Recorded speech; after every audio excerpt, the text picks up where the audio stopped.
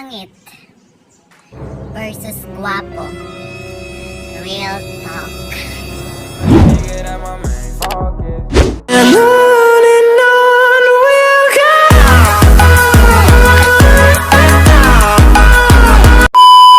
Ang unfair talaga ng mundo, guys. Kapag gwapo yung nakabuntis, dapat pananagutan. Pero pag pangit yung nakabuntis, dapat ipabarangay. Malas mo pa, sasabihin pang rape.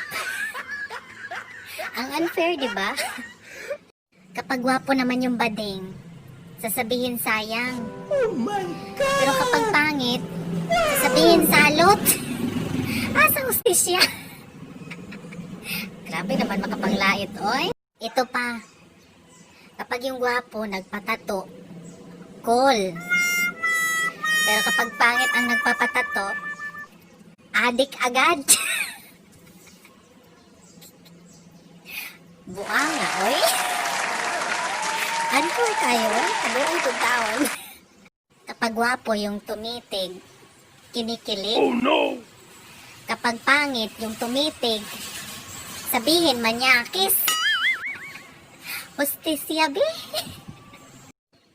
Pero mas matindi yung eksena kapag sumasakay ka na may katabi kang gwapo. Soulmate agad. Pero pag pangit yung katabi mo,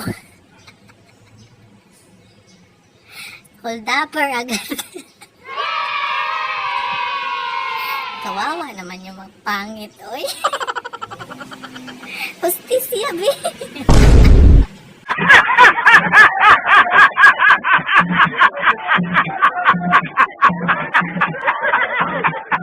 No.